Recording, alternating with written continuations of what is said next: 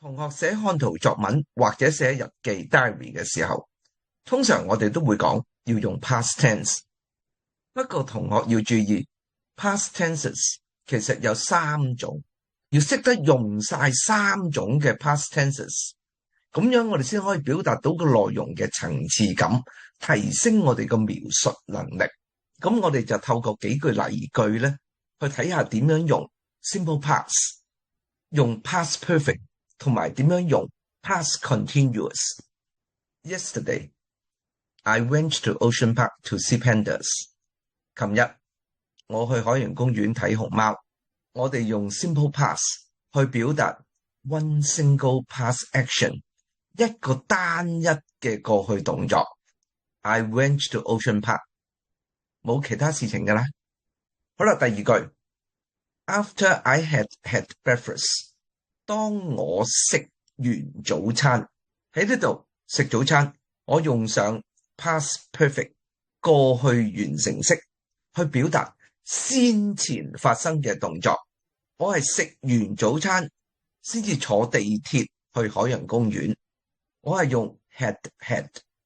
記住 past perfect 嗰個 shape， past perfect 嗰個形態永遠都係用 had 再加一個 past participle， 而 have 作為 ordinary verb 一個普通動詞，嗰個過去分詞亦都係 had， 所以唔好見到 had 有啲咩混亂啊。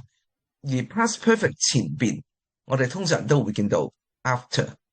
好啦，跟住咯，While I was traveling on the MTR， 記住MTR， 因為呢種交通工具入邊我哋可以自由行動嘅，我哋用到個 preposition 係 on the MTR。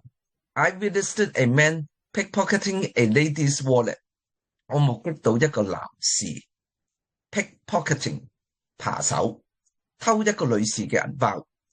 呢度我係用上 past continuous was traveling 配合 while 去表達呢個長動作。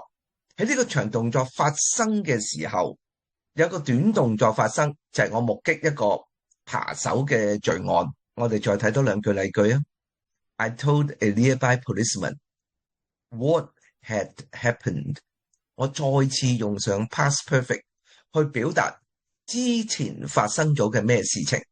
我報告俾個警察先生聽，之前發生咗咩事情，用 past perfect what had happened。 當然如果呢度你只係用 simple past what happened， grammar 上勉強可以接受，但係你表達唔到個次序嘅先後，你就做唔到嗰個層次感噶啦。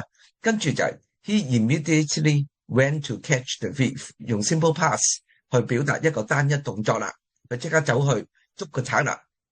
好啦，跟住個警察先生 The policeman was reporting to headquarters， 打返去台啦，報告呢件事啦。When the thief tried to escape， 你打返去台報告嗰陣時候，可能用上2至3分鐘，相對嚟講一個長啲嘅動作。而喺呢個長嘅動作發生嘅時候，發生另外一個短動作，就係個賊人想逃走。記住，如果我哋去配合一個短動作，我哋前邊要用 conjunction， 我哋要改用 when。 喺呢5句例句裏邊，大家可以睇到點樣用 simple past 去表達一個單一動作。 Yesterday I went to Ocean Park。 點樣用 past perfect 去表達先前嘅動作。 After I had breakfast， what had happened， 同埋點樣用 past continuous 表達一個長嘅動作。